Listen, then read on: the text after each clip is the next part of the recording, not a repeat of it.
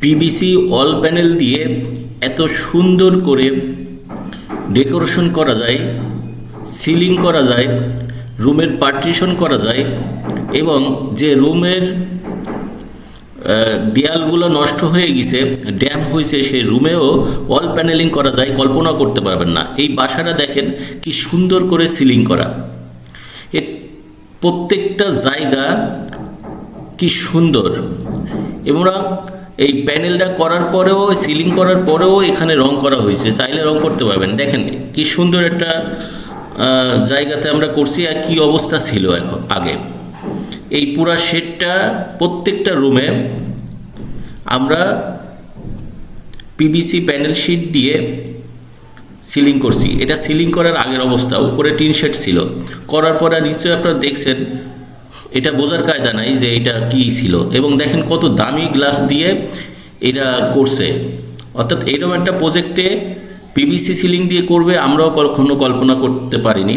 দেখেন উপরে যে ফাঁকা জায়গাটা আছে, এখানকার কাভারিংটাও এই পিভিসি শিট দিয়ে হবে, যেখানে সাধারণত মানুষ অ্যালকোহল শিট দিয়ে করে, এবং অ্যালকোহল শিট অনেক দামি এবং অনেক খরচ। সেই তুলনায় পিভিসি শিটগুলো অনেক সস্তা। এই শিটগুলো দিয়েই মূলত এই সিলিংগুলো করা এবং রুমের পার্টিশনগুলো করা হয় এবং ওয়াল প্যানেলিং করা হয়। এটার বিভিন্ন কালার আছে, এখানে ব্যবহার করা হয়েছে সব সাদা। এবং এই রুমে আমরা শর্ট সিলিংয়ের জন্য এইভাবে অ্যালুমিনিয়ামের অ্যাঙ্গেল সেট করি যাতে জং না ধরে। এবং এই যে অ্যালুমিনিয়ামের যে অ্যাঙ্গেলগুলো সেট করা আছে, এটা শর্ট সিলিংয়ের জন্য, এবং টপ সিলিংয়ের জন্য আলাদা করে সেট করা হবে। ওয়াটার লেভেল ধরে তারপরে এগুলো করা হয়। আমরা এই প্রত্যেকটা জায়গায় এবং প্রত্যেকটাই যে কাভারিং আশেপাশে যেখানে আছে, সেখানে আমরা এই পিভিসি প্যানেল শিট দিয়ে কাভার করব। আমরা অলরেডি কিছু কাজ করছি, দেখেন টপ সিলিংয়ের ওখানে আমরা অলরেডি কিছু শিট লাগিয়েছি এবং শর্ট সিলিংও হয়েছে, দেখেন এখানে। এবং কিভাবে কাজ হচ্ছে এটা তো দেখতে পাচ্ছেন চোখে। এবং চাইলে দেখেন প্রত্যেকটা যেখানে জয়েন্ট আছে সেখানেও আমরা পুলিং লাগিয়েছি। এটা পুরাটা শর্ট সিলিংয়ের, এবং শর্ট সিলিংয়ের সেটিংগুলো কিভাবে হবে আপনি দেখতে পাবেন। প্রত্যেকটা রুমেই আমরা এটা করছি এবং খুবই মজবুতভাবে। এবং এখানে টি দেওয়া হবে টিনের সাথে, কারণ যাতে লোড ক্যাপাসিটি ভালো হয়।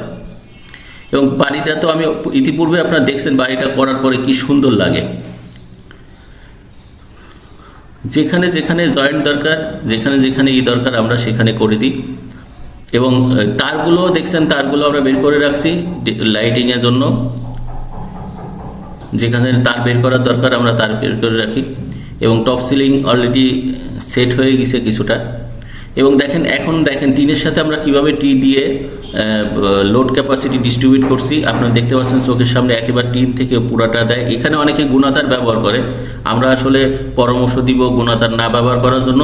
তখন কখনো যদি রং করা হয়, নিচে যখন পুডিং করা হয় এবং প্রেশার পরে ওয়াশ করতে গেলে, ক্লিন করতে গেলে এই ধরনের গুণাতার সাধারণত আমরা ব্যবহার করার জন্য কাস্টমারকে বলি না।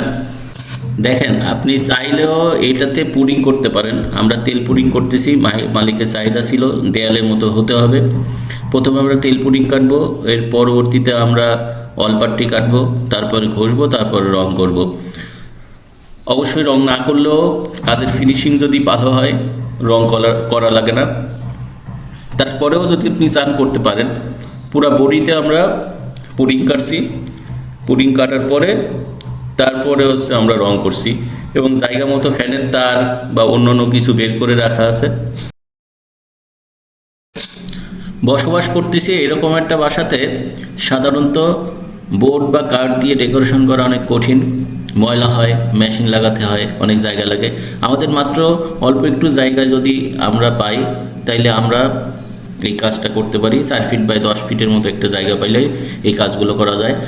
বাংলাদেশের যে কোনো জায়গা থেকে, যে কোনো বিভাগ থেকে আমাদেরকে জানাবেন। আমরা টিন শেডে হোক, রুমের ভিতরে হোক বা অন্য জায়গা হোক। দেখেন আমরা একটা ডেকোরেশনও করছি এখানে, রঙও করা।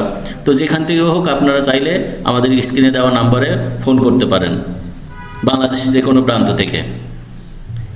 ধন্যবাদ সবাইকে।